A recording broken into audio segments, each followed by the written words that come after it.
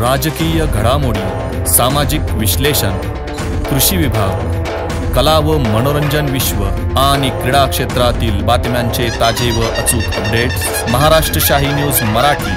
बातमी मागची बातमी, शोध सत्याचा। शेतकरी बंधूंनो, आमच्याकडे हायटेक टेक्नॉलॉजी मशिनरींचा वापर करून नामांकित कंपन्यांची विविध प्रकारची रोपे ऑर्डरप्रमाणे खात्रीशीररित्या उत्तम गुणवत्ता व दर्जेदार क्वालिटीत तयार करून घरपोच मिळते। शेतकऱ्यांच्या विश्वसनीय व हमखास उत्पादन देणाऱ्या बियाण्यांचे व रोपांचे BL गांजवे अँड कंपनीच्या मळगंगा ॲग्रो हायटेक नर्सरीला आजच भेट द्या।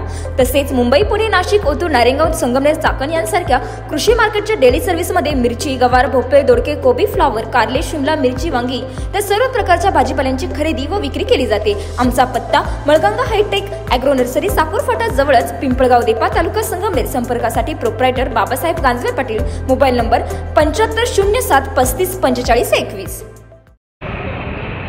राजकारण की समाजकारण, अकोले तालुक्यातील स्वार्थी राजकारणाची परंपरा। एक काळ असा होता की अकोले तालुक्यामध्ये सर्व प्रकारे अकोले तालुक्यातील समाजकारण आणि राजकारण या विषयावरती असंख्य लोकांनी चांगल्या पद्धतीनं काम केलं।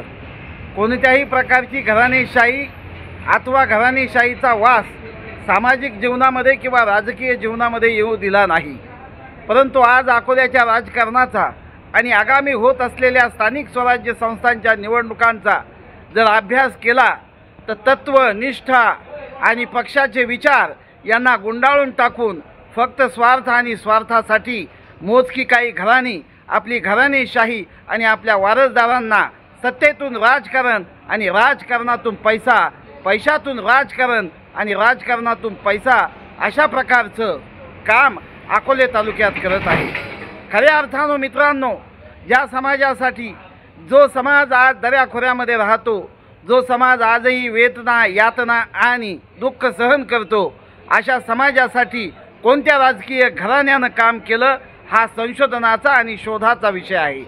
अशा परिस्थितीमध्ये नेत्यांनी स्थानिक स्वराज्य संस्थांच्या निवडणुका म्हणजे कार्यकर्त्यांना द्यावायची असते संधी, परंतु कार्यकर्त्यांना फक्त सतरंजा उचलणे आणि झेंडे लावणे याच्यापुरतं काम करायला लावणाऱ्या अशा नेते मंडळींना आणि घराणेशाहीला धडा शिकविण्याचा जर अतिशय महत्त्वाचा जर संधियोग जर आला असेल तर ह्या निवडणुकीच्या माध्यमातून आलेला आहे।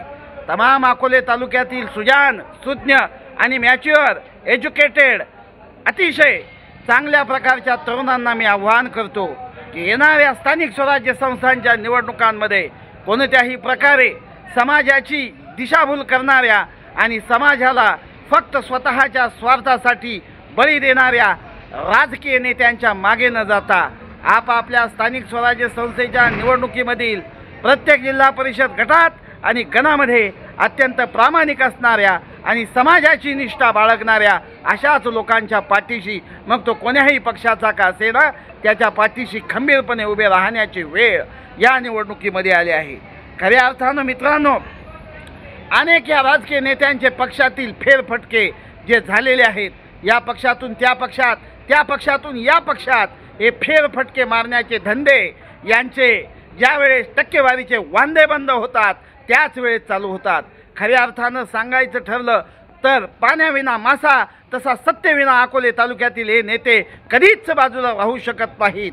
त्याच्यामुळं तमाम माझ्या अकोलेकरांना विनंती आहे, किती लोकांनी कुलंट उड्या मारल्या, या बाजूचं त्या बाजूला गेले अथवा या पक्षातून त्या पक्षामध्ये गेले, या लोकांचा विचार न करता येणाऱ्या स्थानिक स्वराज्य संस्थांच्या निवडणुकामध्ये आपल्या गणामध्ये आणि गटामध्ये खऱ्या अर्थानं समाजासाठी झिजणारे, समाजासाठी भांडणारे हे जे कोणी नेते असतील यांच्या मागे न जाता कार्यकर्त्यांच्या मागे गेलं पाहिजे।